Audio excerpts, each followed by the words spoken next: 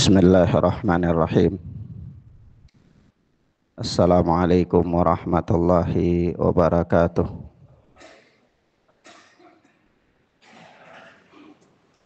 Alhamdulillahilladzi hadana lil Islam wa manna alaina bih wa akhrajana fi khairi ummatin fanas'aluhu at-taufiqa lima yuhibbu wa yarda wal hifdha mimma yakrahu wa yaskhad. Wa nusalli wa nusallimu ala habibina wa sayyidina Muhammad ibn Abdullah wa ala alihi wa ashabihi wa man sara ala nahjihi ila yaumil qiyamah. Amma ba'd. Ikhwanna fid din, a'azzani Allah wa iyyakum. Kita lanjutkan pelajaran kita. Tentunya masih dengan pelajaran Aqidah Salaf Ashabul Hadis oleh Al-Imam Abu Uthman As-Sabuni rahimana wa rahimahullah.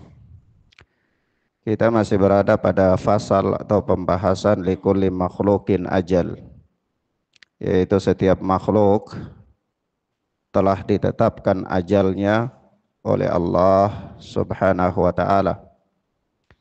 Yani setiap makhluk itu ada batas usianya dalam kehidupan dunia. Nah, dia akan berpindah dari kehidupan dunia ke kehidupan barzakh, kemudian berpindah dari kehidupan barzakhiyah ke kehidupan akhirat, imma fil jannah wa imma fil nar. Di dalam kehidupan akhirat itu apakah dia orang yang ditetapkan masuk ke dalam surganya Allah, ataukah dia masuk dalam nerakanya Allah Jalla wa ala, waliyadu billah. Ala kulli hal, manusia mempunyai batasan umur dalam kehidupan dunia. Mau atau tidak mau, dia pasti akan meninggalkan kehidupan dunia. Kemudian kata Al-Imam As-Sabuni rahimana wa rahimahullah, wa yashhaduna anna man mata aw qutila faqad inqadha ajaluhul musamma lahu. Dan mereka, yakni ahlu sunnati wal jamaah ashabul hadis, itu mereka bersaksi bahwa orang yang mati atau terbunuh, faqad inqadha ajaluhul musamma lahu, maka itu berarti dia orang yang telah berakhir masa hidupnya yang telah ditetapkan kepadanya.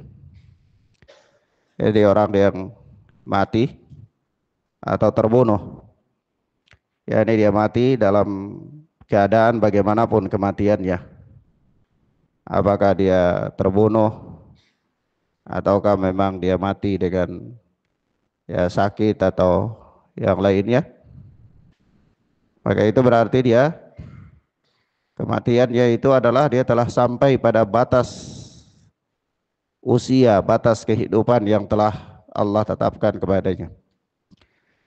Jadi kematian itu bukan terjadi karena faktor-faktor alam ya. Kematian juga bukan terjadi karena merupakan sebuah proses daripada proses yang alamiah. Tetapi kematian itu memang ditentukan oleh Allah Subhanahu wa ta'ala. Bahkan cara bagaimana seseorang mati itu juga ditentukan oleh Allah. Apakah dia mati jatuh dari bangunan, jatuh dari pohon, ketabrakan, dilindas sama, mau digilas ya sama mobil atau apa, itu semua adalah bagian dari apa-apa yang telah ditetapkan oleh Allah Subhanahu wa ta'ala. Oh ya, di sini ada satu hal yang mau saya ingatkan ya. Saya sudah mau ingatkan beberapa hari, saya lupa. Saya pernah dengar rekaman di beberapa kajian lalu tuh, ya mungkin karena keasikan ngomong jadi saya keliru dalam apa eh, ayat ya, keliru dalam ayat. Jadi firman Allah Subhanahu wa taala, wa ma Muhammadun illa rasulun kada khalat min qablihi rusul afa in mata au kutila, ya. Kekeliruan saya itu saya dengar di situ di rekaman itu saya katakan au kutilu, salah ya. Kutila, kutila itu fi'il madhi. Fi'il madhi itu dia apa, mabni. Fi'il madhi itu mabni alal fathi apabila dia kosong dari apa, dhamir mutaharrik, ya, kutila.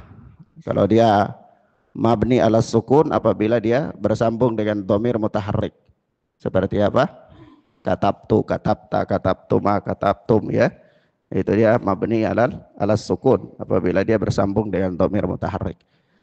Kalau dia mabni ala dummah, mabni atas dummah itu apabila dia bersambung dengan dhamir jamak, seperti katabu, ya, jalasu, waw jamak di situ. Jadi waw itu waw jamak. Nanti apa? Fi'il madinya mana? Kataba itu, tapi dia jadi katabu karena dia mabni alat dhammah apabila dia bersambung dengan dhamir waw jamak. Taib itu sekedar ingatkan saja. Memang kadang-kadang kalau kurang ngopi itu salah i'rab ya. Taib itu ketergelinciran biasa. Tapi ini sekalian untuk apa, catatan ya, catatan. Oke, kalau kekeliruan kayak gitu memang sering terjadi kalau kita sering ngomong ya. Taib. Kemudian apa? Kemudian selanjutnya di sini berkata Al-Imam As-Sabuni, wa yashhaduna anna man mata aw qutila faqad inqadha ajaluhul musamma lahu. Ya, ahlu sunnah itu mereka bersaksi bahwa orang yang mati atau terbunuh itu dia telah berakhir jatah hidupnya yang telah ditetapkan olehnya. Ada satu catatan penting di sini yang ingin Ana sampaikan sebelum kita jelaskan. Itu berkaitan dengan kalau kita baca ya, atau kita lihat kitab-kitab para ulama, itu sering ya, apalagi di dalam akidah ashabul hadits ini, itu sering kita dapati kata-kata ahlu sunnah, ashabul hadis dan seterusnya. Atau kalau kita dalam kata-kata yang lain kita sering dapat istilah salafi dan lain-lain. Ini ada orang yang mengatakan begini, Ustadz, tidakkah cukup kita sebutkan sebagai seorang muslim saja sudah cukup? Kenapa harus pakai apa, ahlu sunnah? Kenapa harus pakai salafi dan lain-lain? Bukankah cukup saja kita katakan seorang muslim? Bahkan nama muslim itu kan disebutkan juga oleh Allah Subhanahu wa taala. Tidak ada di dalam ayat Al-Qur'an disebutkan nama istilah ahlus sunnati wal jamaah, tidak ada. Ya. Bukankah Allah Azza wa Jalla menyebutkan di dalam Al-Qur'an itu seperti dalam surat Al-Hajj ya. Allah katakan apa? Wa huwa sammakumul muslimina min qablu wa fi hada, ya. Dan Allah telah menamakan kalian ya. Allah Azza wa Jalla itu menamakan kalian dengan muslimin sejak dahulu, dan di dalam Al-Quran ini juga Allah namakan kalian muslimin. Kenapa kita enggak gunakan istilah muslimin saja? Kenapa kita harus gunakan istilah ahlus sunnati wal jamaah? Kita katakan ya ikhwan fiddin azani Allah wa iyyakum, istilah ahlus sunnati wal jamaah atau istilah as-salafi itu dia ada untuk membedakan kaum muslimin yang berada di atas sunnah Nabi sallallahu alaihi wasallam, yang menjalankan Islam dengan segala konsekuensinya, dengan orang-orang yang menyimpang dari perjalanan Rasulullah sallallahu alaihi wasallam dan para sahabat. Sehingga kita katakan seandainya seluruh kaum muslimin itu mereka berada pada kondisi kaum muslimin yang seperti awalnya, seperti Rasulullah sallallahu alaihi wasallam dan para sahabat berada di atasnya, maka tidak perlu lagi ada istilah-istilah yang lain. Ya.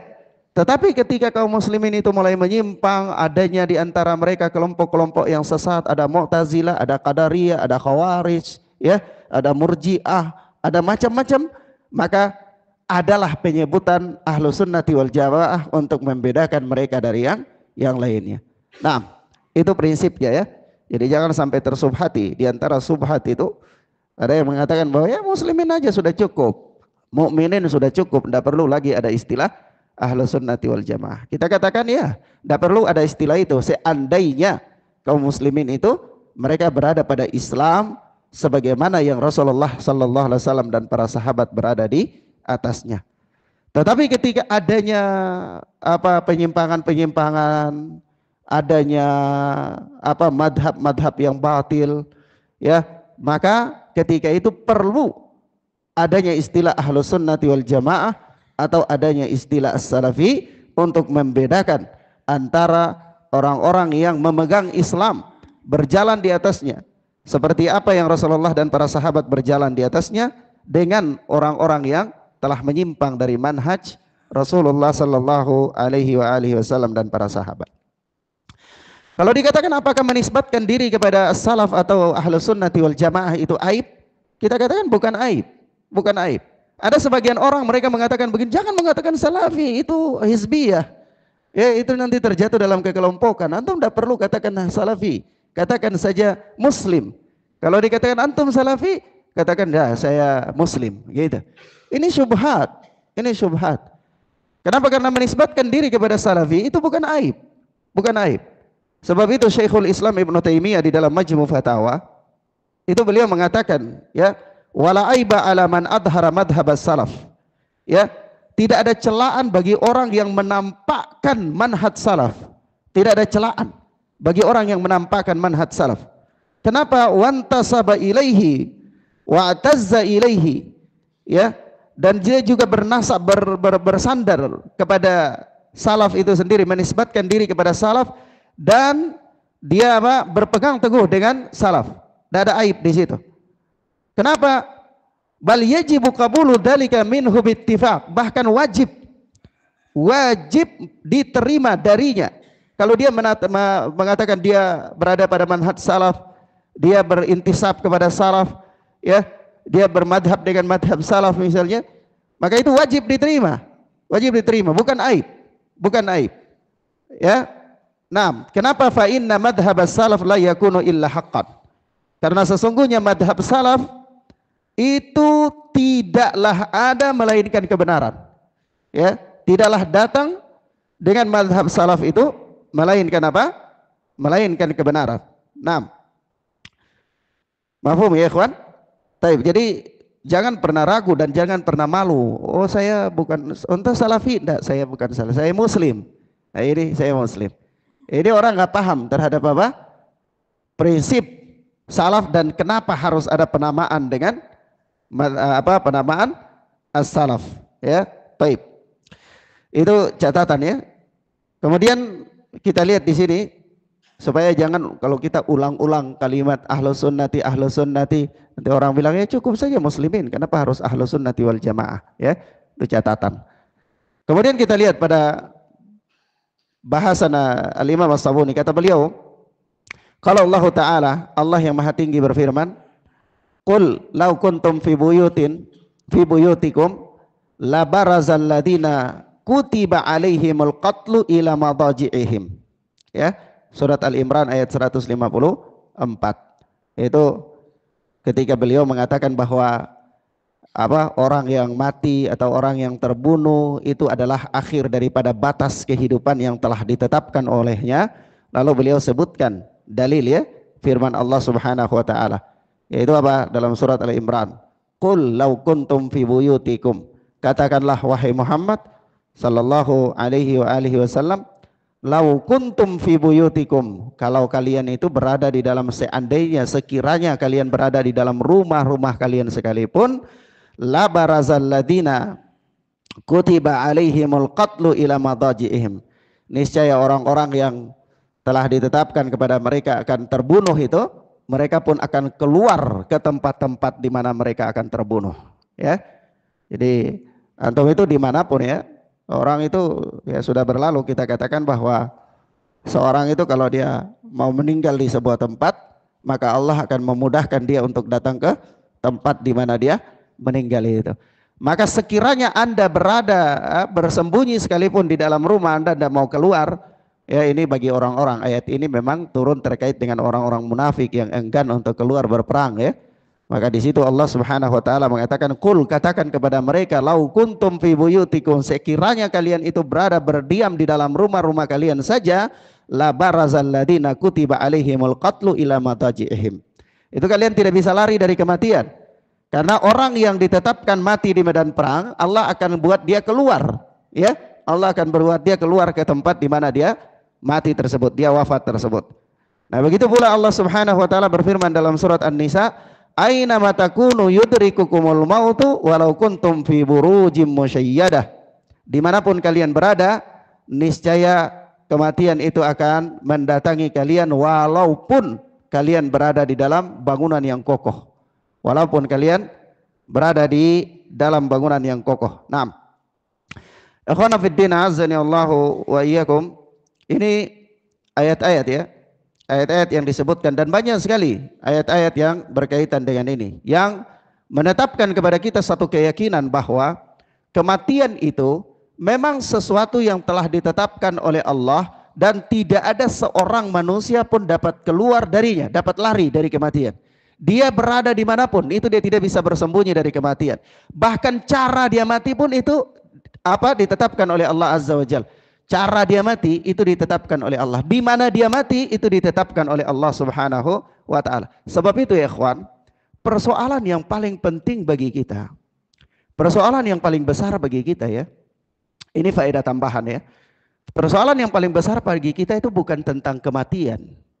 Bukan tentang bagaimana seseorang itu dia mati, bukan. Tetapi persoalan yang paling penting bagi kita itu dengan apa seseorang itu dia mati, di atas apa seseorang itu dia mati, bekal apa yang telah dia persiapkan untuk menghadapi kematian.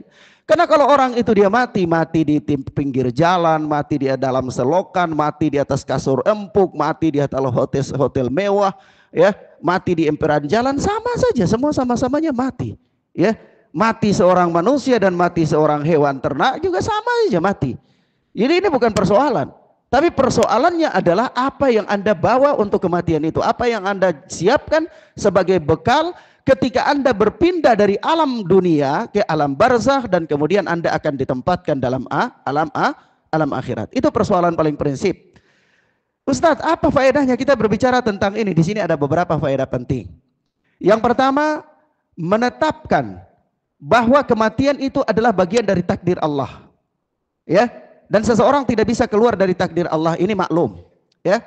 Yang kedua, menetapkan, ya, membangkitkan kesadaran diri bahwa jikalau seorang hamba dia sadar bahwa dia tidak bisa lari dari kematian, maka sudah selayaknya bagi dia untuk mempersiapkan dirinya menghadapi kematian. Ini faedah yang paling penting, ya. Nah, sampai-sampai ya Allah Subhanahu wa taala sebutkan di dalam surat Al-Baqarah ya, yaitu ketika orang-orang yang mereka itu lari keluar dari negeri mereka ya dalam jumlah yang banyak berkelompok-kelompok lari dari kematian. Tapi kemudian Allah pun tetap mematikan mereka, mewafatkan mereka. Allah sebutkan dalam surat Al-Baqarah itu, alam tara ilal ladina kharaju min diyarihim. Tidakkah engkau melihat orang-orang yang mereka keluar dari kampung-kampung mereka, dari rumah-rumah mereka, dari tempat-tempat tinggal mereka, wahum ulufun, dan mereka itu ribuan orang jumlahnya. Lari untuk apa? Hadaral maut. Lari untuk menghindar dari apa? Mati. Tetapi apa? Faqala lahumullahu mutu thumma ahyahum. Allah katakan kepada mereka, matilah kalian semua. Lalu mereka mati, kemudian ahyahum. Allah hidupkan mereka lagi. Jadi mereka lari, sudah bekerja keras, lari dari kematian, ya, lari dari kematian. Tapi kemudian apa? Allah Azza wa Jalla mengatakan kepada mereka, mutu thumma ahyahum, matilah kalian semua. Maka matilah mereka, thumma ahyahum. Kemudian Allah Subhanahu wa taala hidupkan mereka lagi. Catatan penting di dalam bab ini sebagai catatan yang terakhir ya, bahwa Rasulullah sallallahu alaihi wasallam ya mengatakan kepada kita di dalam hadis ya, bahwa apa? Dikeluarkan oleh Imam Ibnu Majah.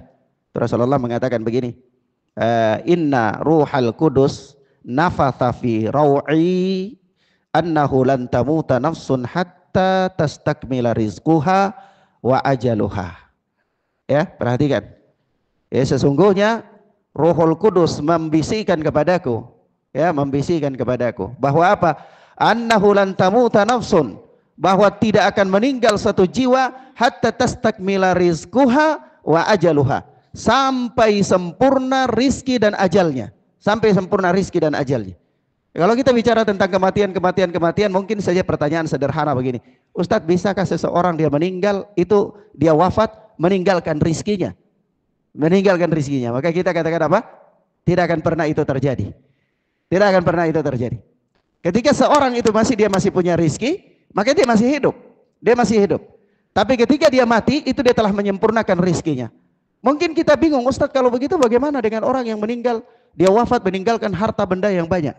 Ya, bagaimana seorang saudagar kaya atau seorang pejabat, seorang konglomerat, dia punya harta yang banyak, ya, katakanlah uangnya itu tidak ada serinya sudah, tapi dia meninggal, tinggalkan harta yang banyak itu. Bukankah dia masih punya rizki? Bukankah ada begitu harta yang banyak kepadanya? Kita katakan bahwa harta yang banyak yang dia meninggal tinggalkan itu bukan rizki daripada dirinya. Bukan apa? Bukan rizki daripada dirinya. Sebab itu Al-Imam Ad-Dahabi mengatakan kepada kita, ya, sungguh merugilah orang-orang yang tertipu dengan kehidupan dunia.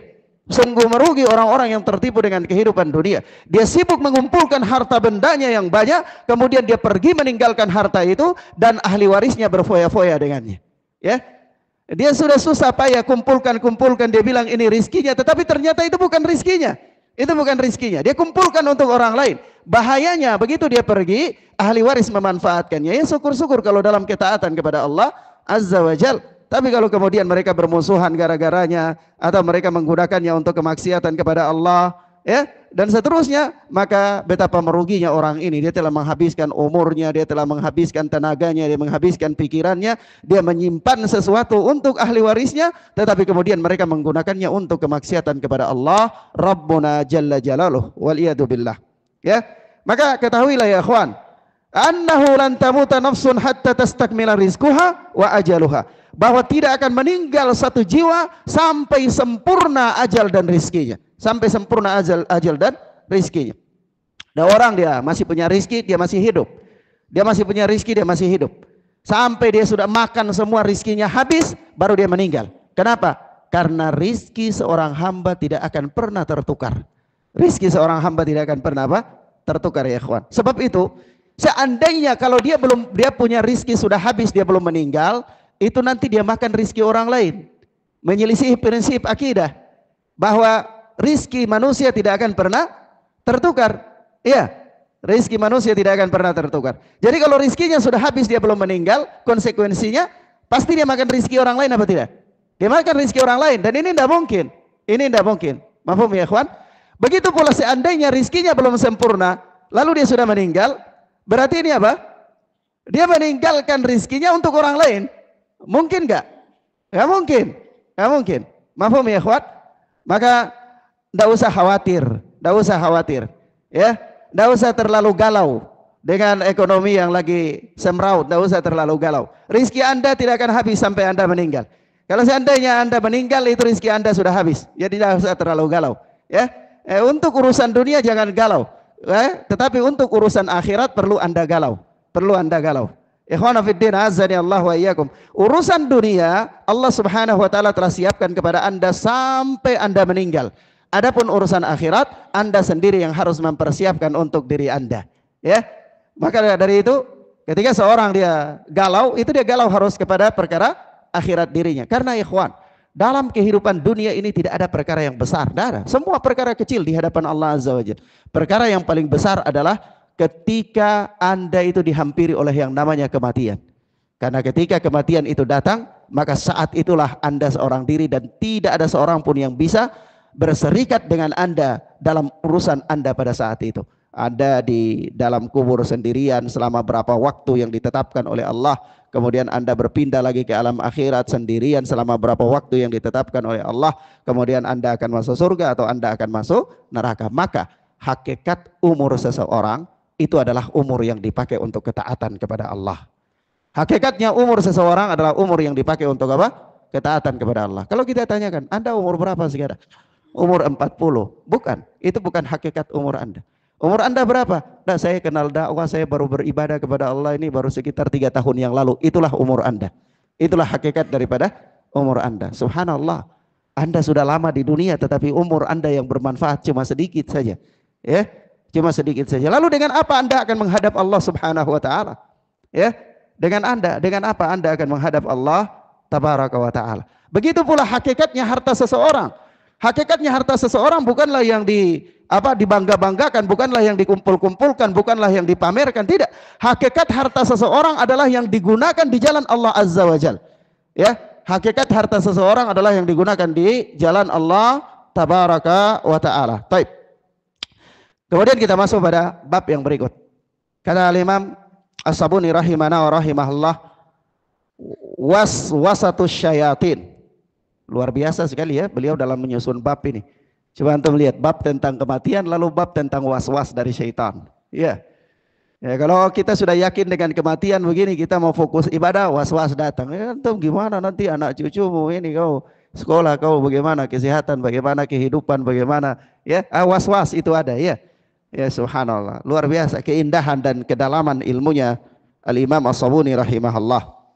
Kata beliau, waswasatus syayatin, ya, was-was, bisikan atau apa namanya, godaan para syaitan. Godaan para syaitan. Ini satu keyakinan ya. Keyakinan ashabul hadis itu syaitan itu ada. Antum ini meyakini syaitan ada enggak? Ada ya? Meyakini syaitan bisa masuk dalam jiwa manusia apa enggak? Dalam diri manusia bisa enggak? Hah? Bisa ya? Naam. Ya, ya. Alhamdulillah. Baik. Jadi ini bantahan sebenarnya. Bantahan terhadap orang-orang Mu'tazilah, orang-orang Aqlaidiyun yang mereka mengatakan bahwa ada dua pendapat di antara mereka. Ada yang mengatakan syaitan itu tidak ada. Ini pendapat yang pertama. Yang kedua, mereka mengatakan syaitan itu ada tapi syaitan tidak bisa merasuki manusia. Syaitan tidak bisa merasuki manusia. Adapun ashabul hadis, mereka menetapkan bahwa syaitan itu ada, was-was syaitan itu ada, bahkan syaitan itu bisa merasuki manusia dengan izin Allah Azza wa Jalla. Baik. Kita lihat ucapan Al-Imam As-Sabuni selanjutnya. Kata beliau, wa yatayaqqanuna anna Allah subhanahu khalaqa syayatin. Kalau di dalam sebagian cetakan itu dia pakai kaidah ya'taqiduna, pakai kata ya'taqiduna. Di situ ya'taqiduna ya, Pak Us, ya. Di Pakasman itu apa? Di situ ya'taqiduna. Ya. Ya. Nah, di cetakan Anani yatayaqqanuna anna Allah subhanahu khalaqas syayatin atau khalaqas syaitan. Iya, sama aja maknanya ya. Dan Ahlus Sunnati wal Jamaah berkeyakinan bahwa Allah Subhanahu wa taala menciptakan para syaitan. Allah Subhanahu wa taala menciptakan para syaitan. Ya, ikhwan, kita perlu tahu ya. Ketika Al-Imam As-Sabuni mengatakan bahwa Ahlus Sunnati wal Jamaah mereka meyakini bahwa Allah menciptakan para syaitan, itu kemudian kalimat beliau selanjutnya, kata beliau di situ, yuwaswisuna lil adamiyyin wa yaqsiduna istizalalahum wa yatarassaduna lahum. Dan apa? Syaitan itu selalu memberikan was-was kepada Bani Adam, wa yaqsiduna istizalalahum. Dan mereka, setan itu selalu berusaha untuk menyesatkan anak Adam, fayatarassaduna lahum, dan setan itu selalu mengintai anak Adam. Selalu apa? Mengintai anak Adam. Jadi tujuan syaitan diciptakan oleh Allah itu untuk apa? Allah ciptakan syaitan itu untuk apa? Beribadah. Menyesatkan manusia ya. Syaitan itu diciptakan oleh Allah untuk menyesatkan manusia. Jadi bagaimana cara-cara syaitan menyesatkan manusia? Itu disebutkan kalau kita tangkap dari pahami dari ucapan Al-Imam As-Sabuni ini. Yang pertama, was-was. Was-was. Yang kedua, berusaha untuk membuat mereka sesat. Yang ketiga, setan itu selalu mengintai manusia. Jadi setan itu tidak luput dari manusia. Tidak luput. Jadi jangan antum berpikir bahwa antum itu bisa selamat dari tipu daya setan. Jangan berpikir bahwa setan itu tidak mengintai Anda. Ada satu waktu yang Anda tidak diintai oleh setan. Tidak. Setan itu selalu mengintai Anda. Jadi ingat, ya, kalau kita berhadapan dengan musuh yang selalu mengintai kita, maka itu sangat sulit sekali. Sangat sulit sekali. Nah, setan ini musuh yang nyata bagi kita dan dia selalu mengintai kita. Persoalan penting adalah ketika setan selalu mengintai kita dan kita tidak tahu tentang dia. Ya. Bagaimana antum berhadapan dengan musuh yang antum tidak tahu tentang musuh tersebut? Ini lebih bahaya. Nah, dari itu nanti kita jelaskan ya. Baik. Di sini ketika menjelaskan ucapan Al-Imam As-Sabuni ini, Syekh Rabi bin Hadi Al-Madkhali rahimana wa rahimahullah, beliau berkata begini, min aqaidi ahli sunnati anna Allah tabaraka wa ta'ala khalaqal jinna wa syayatin wa hum durriyatu iblis wa huwa abul jin kama qala tabaraka wa ta'ala afatattakhidunahu wa durriyatahu awliya'a min duni wa hum lakum adu bi'salid dhalimina badala. Ya, surat Al-Kahfi. Perhatikan kata Syekh Rabi begini, di antara akidah ahlu sunnah itu bahwa Allah subhanahu wa ta'ala menciptakan jin dan syaitan. Jin dan syaitan. Wahum durriyatu iblis. Jin dan syaitan itu adalah anak cucunya iblis. Anak cucunya iblis. Wahuwa abul jin. Iblis itu bapak moyangnya jin. Iblis itu apa? Bapak moyangnya jin. Memang ada riwayat yang mengatakan bahwa iblis itu namanya adalah Azazil, ya. Tapi kemudian riwayat ini masih diperdebatkan oleh para ulama tentang keabsahannya, ya. Ala kulli hal, jin itu ada bapak moyangnya. Kalau manusia bapak moyangnya siapa? Adam alaihi salatu wassalam, ya. Maka jin itu ada bapak moyangnya. Bapak moyangnya jin itu adalah iblis, laknatullah alaih. Iblis itu anak cucunya adalah jin dan syaitan. Nah, syaitan itu ada dari golongan jin dan dari golongan manusia. Jin, syaitan itu ada dari golongan jin dan manusia. Mafhum ya ikhwan? Nah, kita perhatikan di sini. Manusia itu dari keturunan Adam. Jin dari keturunan iblis. Paham? Itu konsep yang tidak bisa saling melampaui. Itu konsep yang tidak bisa saling melampaui. Artinya begini. Jin satu ketika melahirkan manusia itu tidak pernah ada. Paham ya ikhwan? Begitu pula manusia suatu ketika melahirkan anak jin. Paham gak ya? Paham ya? Itu konsepnya nggak pernah ada. Konsepnya tidak pernah ada. Jadi manusia itu adalah bapak moyangnya Adam. Adam itu adalah bapak moyangnya manusia. Dan dari Adam itulah lahirlah keturunan yang namanya anak Adam manusia. Begitu pula jin itu bapak moyangnya iblis. Dari iblis itulah lahirnya kelompok jin. Mafhum ya? Itu konsepnya. Tidak bisa saling melampaui satu dengan yang lain. Jadi nanti ada konsep bilang katanya di rumor-rumor yang beredar bahwa ini mamanya neneknya dulu ini manusia. Tapi sekarang dia keturunannya jadi keturunan jin misalnya, itu tidak benar ya, tidak benar, paham ya? Taib. Kemudian apa? Dari jin itu, dari jin ada syaitan, dari jin ada syaitan. Kenapa dari jin ada syaitan? Yakni jin-jin yang kafir dan ingkar kepada Allah itu namanya syaitan dari golongan jin. Paham ya? Dari manusia ada syaitan pula. Loh Ustaz, ada manusia dari syaitan? Iya. Manusia yang ingkar bangkang kepada Allah itu syaitan dari golongan manusia. Kalau begitu syaitan itu adalah sifat ya. Maka dari itu Allah Azza wa Jalla mengatakan begini. Dalilnya apa Ustaz? Dalilnya adalah firman Allah Azza wa Jalla. Ya, di dalam surat Al-An'am Allah berfirman begini.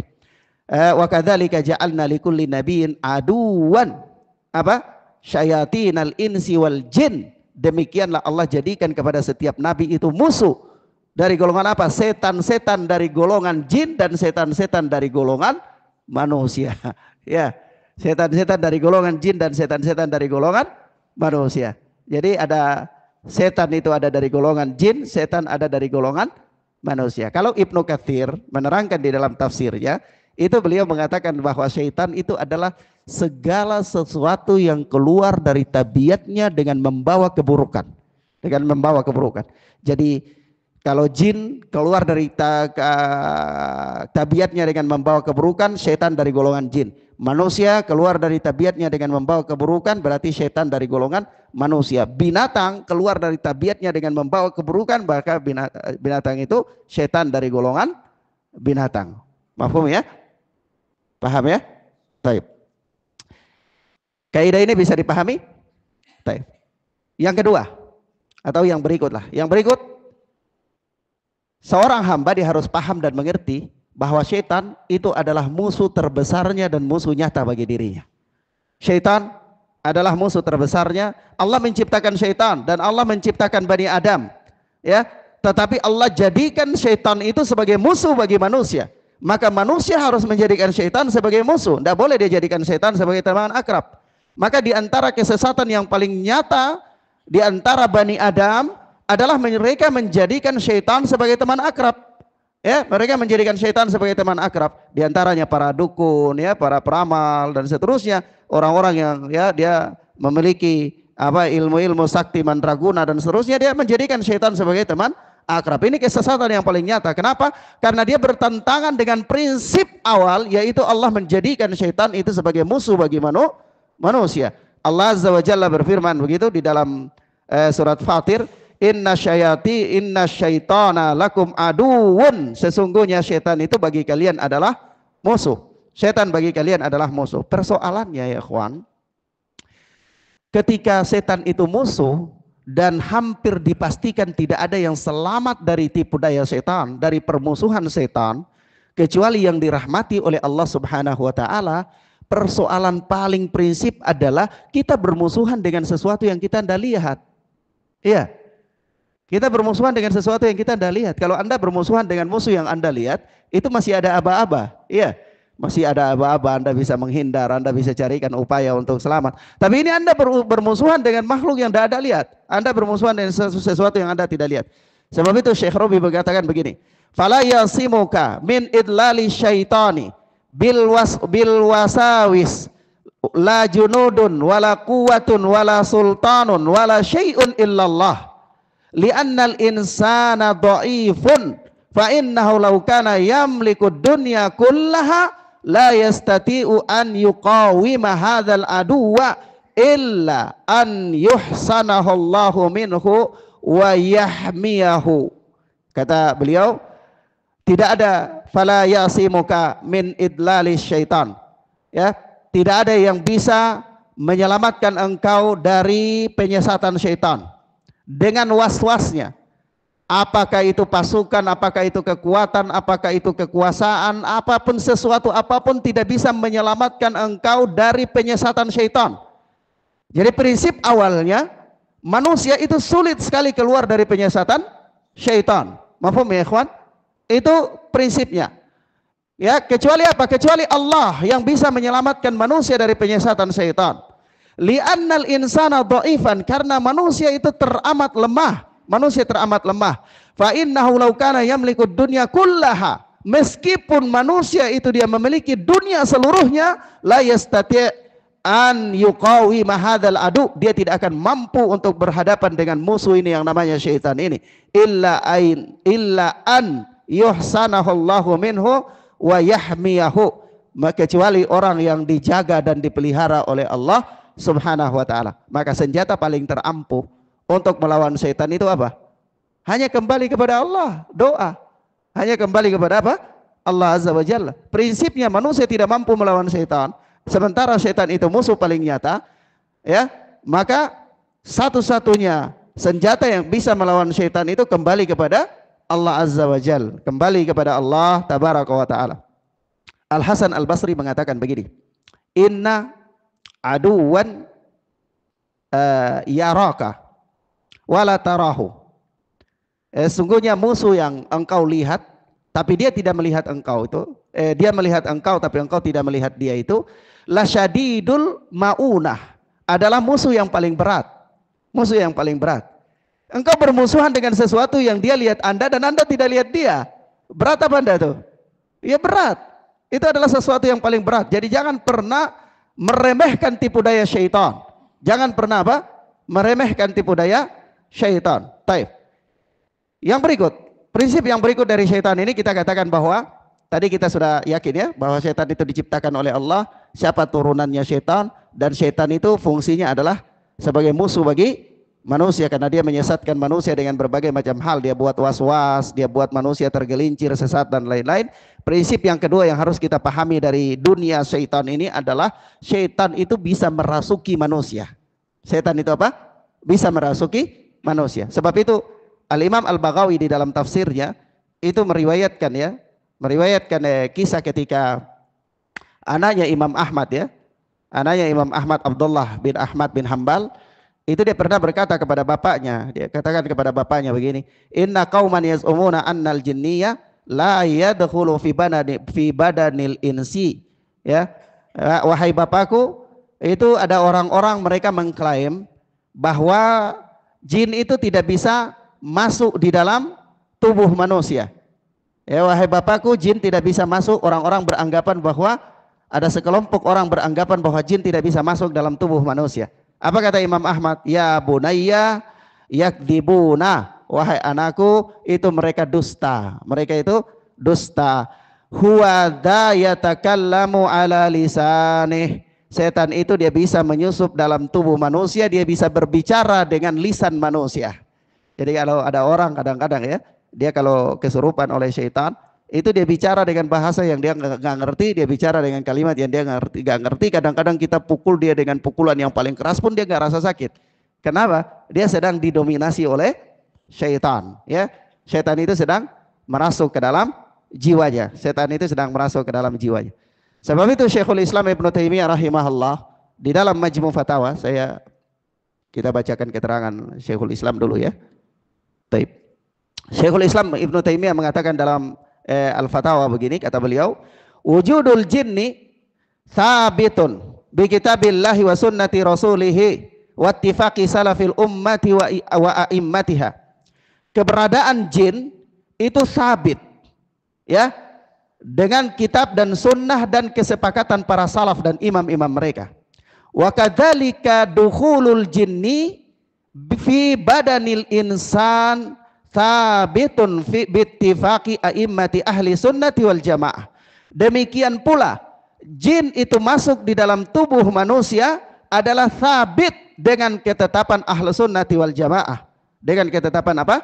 Ahli sunnati wal jamaah. Lalu beliau bawa ayat. Kata Syekhul Islam Ibnu Taimiyah, qala Allah Ta'ala, Allah yang Maha Tinggi berfirman, alladzina yakuluna riba la yakumuna illa kama yakumul ladzi yatakhabbatuhu syaitanu minal mas.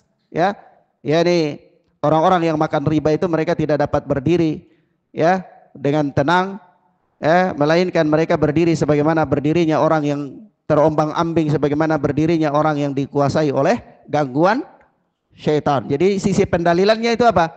Orang yang dikuasai oleh rasukan syaitan. Berarti jin itu bisa masuk, merasuki dalam tubuh manusia ya. Nah begitu pula Rasulullah bersabda, inna syaitana yajri min ibni adama majrad dam. Sesungguhnya setan itu mengalir dalam tubuh anak Adam sebagaimana mengalirnya darah. Sebagaimana apa? Mengalirnya darah. Suatu ketika, kita tutup bahasan kita hari ini dengan suatu peristiwa ya. Jadi suatu ketika Rasulullah Sallallahu Alaihi Wasallam itu itikaf ya. Beliau itikaf. Lalu beliau dikunjungi oleh salah seorang istri beliau yang nama Safiyah binti Huyai.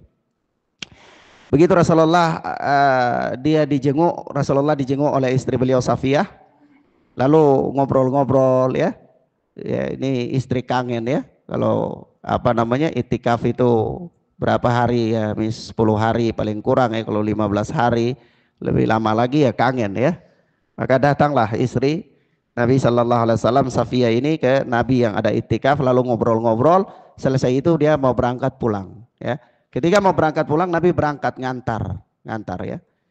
Ya, jadi Nabi juga Masya Allah ngantar-ngantar istri juga. Kalau antum ngantar-ngantar istri juga ada salafnya ya. Nah, ada contohnya ya. Asal jangan jadi hobi aja. Kalau jadi hobi sudah ya, sekali-sekali boleh lah, sekali-sekali ya. Nah, maka Nabi antar ini sampai berdiri di depan jalan begitu. Tiba-tiba ada 2 sahabat Ansar lewat. Ada 2 sahabat Ansar lewat. Nah begitu dua ini sahabat lewat, begitu mereka lewat Nabi katakan ala rislikuma, berhenti di situ, tidak boleh lanjut. Ya, lalu apa kata Nabi Sallallahu Alaihi Wasallam? Sesungguhnya ini adalah Safiyah binti Huyai. Apa kata mereka? Subhanallah ya Rasulullah, Maha suci Allah wahai Rasulullah. Kenapa Rasulullah suruh berhenti? Ya, ini kata Rasulullah selanjutnya. Apa kata Rasulullah? Inna syaitana yajri minal insani majrad dam. Sesungguhnya syaitan itu mengalir dalam darah manusia, mengalir dalam tubuh manusia sebagaimana mengalirnya darah. Fakhashitu an yaqdhifa fi qulubikum syai'an, maka aku khawatir jangan sampai setan itu menyusupkan ke dalam hati kalian sesuatu. Dalam riwayat lain dikatakan syarran, kejelekan. Begini maksudnya. Rasulullah kan lagi berdiri dengan wanita ini, gak dilihat itu siapa, ya. Sahabat nggak perhatikan. Jadi dua orang lewat tiba-tiba aja langsung. Nah ini bisa nggak itu kira-kira berprasangka buruk? Bisa, ya kan?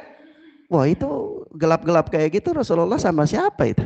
Apalagi kalau orang suka fuduli ya, suka kepo, ya, suka campur urusan orang lain, pengen tahu urusan orang lain aja ya. Nah maka itu pasti udah terjadi fitnah itu, udah terjadi fitnah. Maka sebelum terjadi fitnah, Rasulullah mengatakan ala rislikuma, ya, diam di situ, dah usah jalan dulu, jangan jalan terburu-buru. Saya pengen jelaskan kepada kalian sebelum terjadinya fitnah, sebelum setan itu mempermainkan kalian, ya. Allah kalau Rasulullah katakan ini Safiyah binti Huyai, mereka katakan subhanallah, artinya Maha suci Allah, kami enggak berprasangka buruk, ya. Kami enggak berprasangka buruk. Apa tapi kata Rasulullah, inna syaitana yajri minal insan majrad dam. Sesungguhnya setan itu mengalir dalam tubuh manusia seperti mengalirnya darah. Hari ini kalian bilang nggak apa-apa, tapi bisa jadi 1 jam berikut kalian akan dipengaruhi oleh setan sehingga ada pembicaraan yang buruk. Oleh sebab itu dari sini dan dari kaidah-kaidah yang semisal, para ulama mengatakan kepada kita seorang muslim yang lurus agamanya hendaklah dia menghindari pintu-pintu fitnah. Segala macam yang dapat membawa kepada arah fitnah hendaklah dia menghindarinya. Mafhum ya ikhwan? Mafhum ya? Jadi jangan serempet-serempet pintu fitnah. Jangan suka buat alibi-alibi yang membangun fitnah. Jangan suka buat statement-statement yang kemudian jadi liar. Tidak boleh. Sebagai seorang muslim yang lurus, dia hendaklah menghindari berbagai macam pintu fitnah. Ini dalilnya, salah satu dalilnya. Ya. Nah, lalu sisi pendalilan dalam pembahasan adalah inna syaitana yajri minal insan majrad dam. Sesungguhnya setan itu mengalir dalam tubuh manusia sebagaimana mengalirnya darah. Dalilnya, pendalilannya, setan itu bisa merasuki manusia. Paham sampai di situ ikhwan? Taib. Ilahuna ikhwan, naktafi bihadad dars. Kita cukupkan sampai di sini. Insyaallah kita lanjutkan pada pertemuan berikutnya biidnillahi ta'ala. Wassallallahu ala nabina Muhammad wa ala alihi wa sahbihi wasallam. Subhanakallahumma bihamdika asyhadu an la ilaha illa anta astaghfiruka wa atubu ilaik. Wassalamualaikum warahmatullahi wabarakatuh.